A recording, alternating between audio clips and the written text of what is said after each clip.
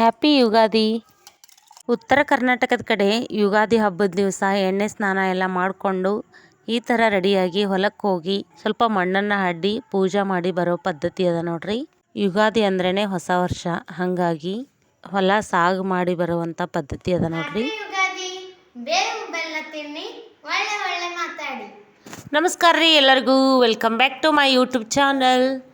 ಬೇವು ಬೆಲ್ಲದಂತೆ ಎಲ್ಲರ ಜೀವನದಲ್ಲೂ ಸಿಹಿ ಕಹಿ ಇರುವುದು ಸಾಮಾನ್ಯ. ಆದರೆ ನಿಮ್ಮ ಬಾಳಲ್ಲಿ ಬೇವಿನ ಕಹಿಗಿಂತ ಬೆಲ್ಲದ ಸಿಹಿ ಹೆಚ್ಚಿರಲೆಂದು ಆಶಿಸುತ್ತೇನೆ.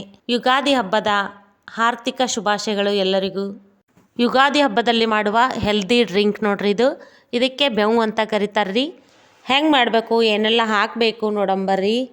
ಯುಗಾದಿ ಹಬ್ಬದ ಸ್ಪೆಷಲ್ ಡ್ರಿಂಕ್ ಮಾಡ್ಲಿಕ್ಕೆ ಬೇವು ಬೇಕೇ ಬೇಕು. ಬೇವಿಲ್ಲದೆ ಯಾವುದು ಪೂರ್ಣಗೊಳ್ಳಲ್ಲ. ಈ ಬೇವಿನ ಎಲೆ ಹಾಕೋದ್ರಿಂದ ಜಾಸ್ತಿ ಈ ಡ್ರಿಂಕು ಕಹಿ ಆಗ್ತದ್ರಿ. ಹಾಗಾಗಿ ನಾನು ಈ ಹೂವಿನ ಎಸಳನ್ನು ತೊಗೊಳಕತ್ತೀನಿ ನೋಡ್ರಿ. ಈ ಥರ ಹೂವಿನ ಎಸಳು ಹಾಕೊಳ್ಳೋದ್ರಿಂದ ಜಾಸ್ತಿ ಕಹಿ ಆಗಲ್ಲ. ಎಲ್ಲನೂ ಕ್ಲೀನಾಗಿ ಈ ಥರ ಬಿಡಿಸಿಟ್ಕೋಬೇಕು. ಎಲ್ಲನೂ ಈ ಥರ ರೆಡಿ ಮಾಡಿ ಇಟ್ಕೊಂಡಿನಿ ನೋಡ್ರಿ. ಏನೆಲ್ಲ ಬೇಕು ಐಟಮ್ಸ್ ಅನ್ನೋದನ್ನು ಇದನ್ನು ಎಲ್ಲನೂ ಸರಿಯಾಗಿ ಕ್ಲೀನ್ ಮಾಡಿಕೊಂಡು ಹೆಚ್ಕೊಂಡು ಇಟ್ಕೊಳಂಬರ್ರಿ.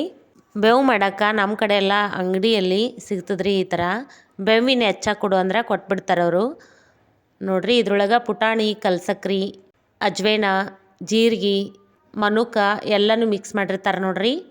ತರೋಕ್ಕಾಗಲಿಲ್ಲ ಅಂದ್ರೆ ಮನೇಲಿರೋದನ್ನೇ ಬಳಸ್ರಿ. ಬೆಲ್ಲ ತೊಗೊಂಡಿನಿ. ಈ ಥರ ಹೂವನ್ನೆಲ್ಲ ಬಿಡಿಸಿ ಇಟ್ಕೊಂಡಿನಲ್ರಿ. ಇದು ಬೇವಿನ ಹೂವಿಂದು ಎಸಳವಾರಿ, ಇದು ಹಾಕೋಬೇಕ್ರಿ. ಮತ್ತು ದ್ರಾಕ್ಷಿ ತೊಗೊಂಡಿನಿ, ಆ್ಯಪಲ್ ತೊಗೊಂಡಿನಿ, ಒಂದು ಮಾವಿನಕಾಯಿ ತೊಗೊಂಡಿನಿ ರೀ, ಹಸಿದಾಗಿರೋ ಮಾವಿನಕಾಯಿ, ಹಸಿ ತೆಂಗಿನಕಾಯಿ ತೊಗೊಂಡಿನಿ ನೋಡ್ರಿ. ಹುಣಸೆ ಹಣ್ಣು ತೊಗೊಂಡಿನಿ ರೀ, ನೀರೊಳಗೆ ಹಾಕಿ ನೆನೆಸಿ ಇಟ್ಕೊಂಡಿನಿ. ಮತ್ತು ಕಲ್ಲಂಗಡಿ ತೊಗೊಂಡಿನಿ ನೋಡ್ರಿ. ನಾನು ಇಷ್ಟೆಲ್ಲ ಹಣ್ಣು ಹಾಕಿ ಬೇವು ಮಾಡ್ತೀನಿ. ನಿಮಗೆ ಯಾವ ಹಣ್ಣು ಅವೈಲೇಬಲ್ ಅದ ನೋಡ್ರಿ, ಯಾವ ಹಣ್ಣು ನಿಮ್ಮ ಊರಲ್ಲಿ ಸಿಗ್ತದ ಅದೇ ಹಣ್ಣನ್ನು ತೊಗೊಂಡು ನೀವು ಮಾಡ್ಬೋದು. ಈಗ ಇದು ಎಲ್ಲನೂ ಮಿಕ್ಸಿ ಮಾಡ್ಕೋಬೇಕು ನೋಡ್ರಿ. ಪೌಡ್ರ್ ಆಗೋವರೆಗೂ ಮಿಕ್ಸರ್ಗೆ ಹಾಕೋಬೇಕು. ಈ ಮಾವಿನಕಾಯಿ ಈ ಥರ ತುರಿಯೋ ಮಣಿಯೊಳಗೆ ತುರ್ಕೋಬೇಕ್ರಿ. ಸ್ವಲ್ಪ ತುರ್ಕೊಂಡು ಹಾಕೋಬೇಕು. ನೀವೇನಾದರೂ ಜಾಸ್ತಿ ಪ್ರಮಾಣದಲ್ಲಿ ಮಾಡ್ತಾಯಿದ್ರೆ ಜಾಸ್ತಿ ಹಾಕೋರಿ. ಎಲ್ಲನೂ ಇದೇ ಥರ ತುರ್ಕೋಬೇಕ್ರಿ. ಇದು ಆದಮೇಲೆ ನಾನು ಕೊಬ್ಬರಿನೂ ಅದೇ ಥರನೇ ತುರ್ಕೊಳತ್ತೀನಿ ನೋಡ್ರಿ. ಈಗ ಕೊಬ್ಬರಿ ಹೆಚ್ಚೋದಾಗ್ಯದ ನೋಡ್ರಿ. ಇಷ್ಟು ಕೊಬ್ಬರಿ ಮತ್ತು ಇಷ್ಟು ಮಾವಿನಕಾಯಿ ನಾ ತುರ್ಕೊಂಡೀನಿ ರೀ. ಈ ದ್ರಾಕ್ಷಿನೂ ಸಣ್ಣದಾಗಿ ಕಟ್ ಮಾಡ್ಕೋಬೇಕು ನೋಡ್ರಿ. ನೋಡ್ಬೋದು ನಾನು ಈ ಥರ ಕಟ್ ಮಾಡ್ಕೊಳತ್ತೀನಿ. ಆ್ಯಪಲ್ನು ಸಣ್ಣದಾಗಿ ಕಟ್ ಮಾಡ್ಕೋಬೇಕ್ರಿ. ಈ ಥರ ಕಟ್ ಮಾಡೀನಿ ರೀ ನಾನು. ಈ ಬಾಳೆಹಣ್ಣು ಕೂಡ ಸಣ್ಣದಾಗಿ ಕಟ್ ಮಾಡ್ಕೋಬೋದು ಅಥವಾ ಕೈಯಿಂದ ಆದರೂ ಕಿವುಚ್ಕೋಬೋದು. ನಾನಿಲ್ಲಿ ಇಷ್ಟು ಸಣ್ಣದಾಗಿ ಹೆಚ್ಚಿನಿ ನೋಡ್ರಿ. ಕಲ್ಲಂಗಡಿ ಕೂಡ ಸಣ್ಣದಾಗಿ ಕಟ್ ಮಾಡ್ಕೊಂಡಿನಿ ನೋಡ್ರಿ ನಾನಿಲ್ಲಿ, ಬೀಜ ಎಲ್ಲ ತೆಗೆದು. ದ್ರಾಕ್ಷಿ, ಕಲ್ಲಂಗಡಿ, ಮಾವಿನಕಾಯಿ ತುರಿದ್ಕೊಂಡಿನಿ ರೀ, ಕೊಬ್ಬರಿ ತುರಿದಿದ್ದೀನಿ, ಬಾಳೆಹಣ್ಣು, ಆ್ಯಪಲ್. ಈಗ ನೋಡ್ರಿ ಈ ಹುಣಸೆ ಹಣ್ಣಿನ ರಸ ಎಲ್ಲ ಕಿವುಚ್ಕೊಂಡು ಇದ್ರೊಳಗೆ ಹಾಕೋಬೇಕ್ರಿ, ಸೋಸ್ಕೊಂಡು ನೋಡ್ಬೋದು. ಆಮೇಲೆ ಇದೇ ಪಾತ್ರೆಗೆ ಬೆಲ್ಲ ಹಾಕೋಬೇಕ್ರಿ. ಎಲ್ಲ ಬೆಲ್ಲನೂ ನಾನು ಹಾಕೊಂಡ್ಬಿಡ್ತೀನಿ. ಮತ್ತು ರುಚಿ ನೋಡಿಕೊಂಡು ಸಕ್ಕರೆ ಆದರೂ ಹಾಕೋಬೋದು ಅಥವಾ ಬೆಲ್ಲ ಆದರೂ ಹಾಕೋಬೋದು. ಇದನ್ನು ಈ ಹುಣಸೆ ಹಣ್ಣಿನ ರಸದೊಳಗೆ ಕರಗೋ ಥರ ಕಲಿಸ್ಕೋಬೇಕು.